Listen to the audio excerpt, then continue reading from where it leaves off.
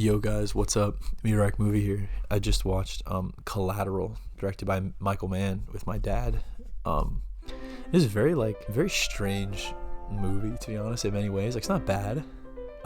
It's like the general plot is like Jamie Foxx plays Max, who is like this taxi driver in LA. It's a very LA movie, which I guess is cool. Like, kind of takes you around the city. I think the main thing was like I did not know LA had a train. I think they call it the MTA train, LA. Okay, I guess I'm just fucking stupid. Like, I guess it does have a metro rail, which I was just completely unaware of, but besides the point. Anyway, let me pull up my IMDb cast list. But yeah, okay. Jamie Foxx plays Max, who's like a taxi driver in LA, and he picks up this girl named Annie, played by Jada Pinkett Smith. Shout out Will Smith. Yeah, she's like a lawyer in some big case, and it's like, oh, I bet she's not gonna come back into the plot in any way, and she does. But anyway, like, she gives him her number and shit. The next person Max picks up is Vincent, played by Tom Cruise, who's like probably was like at the time the main draw for this movie is like Tom Cruise playing a bad guy. I would imagine. I don't know how many bad guys Tom Cruise has played in his career, but I can't imagine it's many. Because ask ChatGPT, how many times has Tom Cruise played? ChatGPT, tell me please. Okay, it says 3 major roles. Interview with the Vampire. I guess I haven't seen that. And then, okay, Tropic Thunder. I mean, yeah, that's like, I guess he is a bad guy, but it's like, that's like a troll kind of bad guy. In Collateral, he's very much like the antagonist. I guess, like, not that they blur the lines, but like, they kind of give him some moments where it's like he's like trying to be real, I guess, with Max, or like trying to tell him some like, some hard-hitting fucking man-up advice, which I guess kind of works in the end in a way, but whatever. Anyway, so Vincent is a hitman trying to take out a lot of targets around LA, 5 to be specific. But they're like driving around the city, and there's just like some like strange moments in this movie. I feel like, I don't know, I didn't even have like a like a clear roadmap of how I wanted to approach this film. I guess we could just kind of go through it chronologically somewhat. But so he goes and kills the first guy, which is like, yeah, like this informant. So like that's kind of when you find out, like, you're not really sure what Tom Cruise's vibe is at first. So whatever, like, he's like a hitman, kills the first guy. He comes falling down onto Max's windshield of his taxi, and then he's like, yeah, you gotta help me, you're complicit now.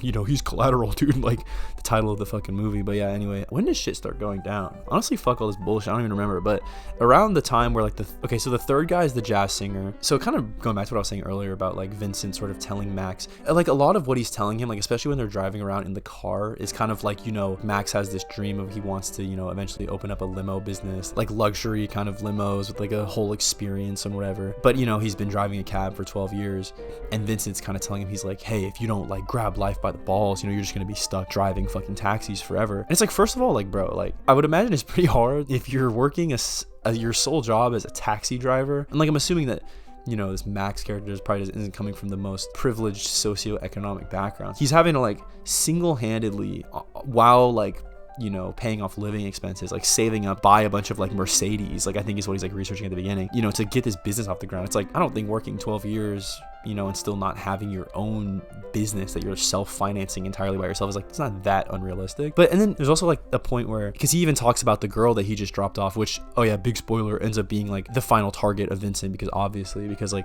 she's the prosecutor in the case of the person he's hired to kill. Vincent tells Max, he's like, you gotta call that girl. He's like, life is too short, you gotta just go start your business.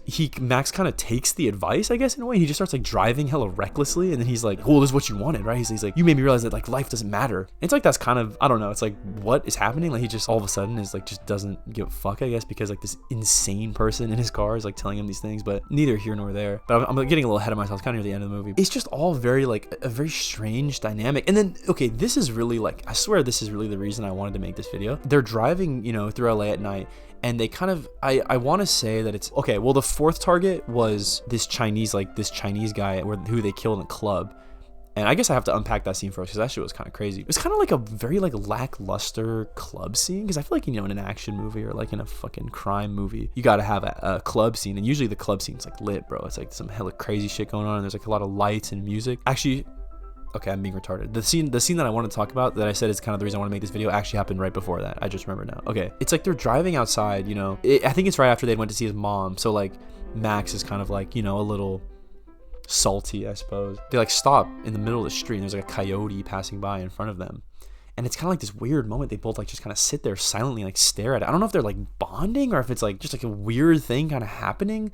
Because I guess that was right after maybe Max was sort of like resonating with some of what Vincent was saying about like, you know, taking life in your own hands or some bullshit. And then all of a sudden like this 2000s like rock song starts playing. Like kind of sounds like some like, I guess it's a band called Audio Slave. I'm not really familiar, but it's just such a strange scene.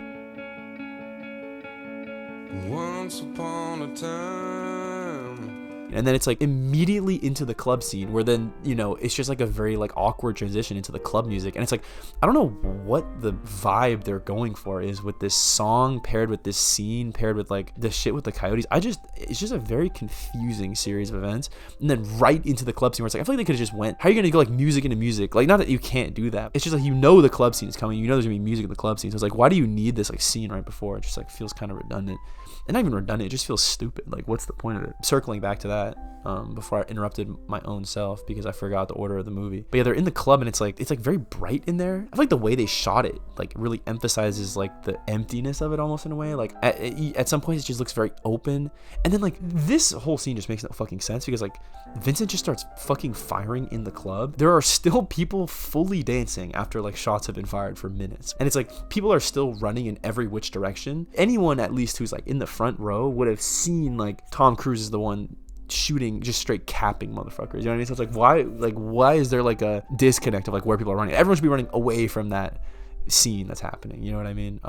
This is very nitpicky stuff, but like this is just shit that me and my pops were laughing about during this because there's like a lot of strange things, and honestly it's not even a bad movie. Like it's actually really not a bad movie. Like I honestly enjoyed myself and I enjoyed the movie. Yeah, the whole last scene where it's kind of like a showdown in the building, you know, Die Hard kind of vibes, I feel like. But yeah, they're up on the top floor. First of all, like this government building, because that's where the lawyer is, she's like prepping for her case, just has like only a single security guard and like no alarm system, which I mean, I guess because of course it does. This is like something my dad brought up to me, or I guess I said it's all related to like this one case, but like basically he's killing witnesses and then the last person is the prosecutor. And it's like, yeah, I feel like killing witnesses is one thing. I mean, okay, it's still like definitely gonna get a fuck ton of like attention on you, and like because I think in this case it's like the cartel doing it, which is like killing witnesses is one thing, but killing the fucking prosecutor is like the entire dick of the American law, you know, justice system is gonna be coming down and fucking just inserting itself into your ass. And it's like, I don't know, like something that should be trying to be avoided at any, if at all possible, which like maybe it's like the head guy is like on trial, like Javier is maybe the fucking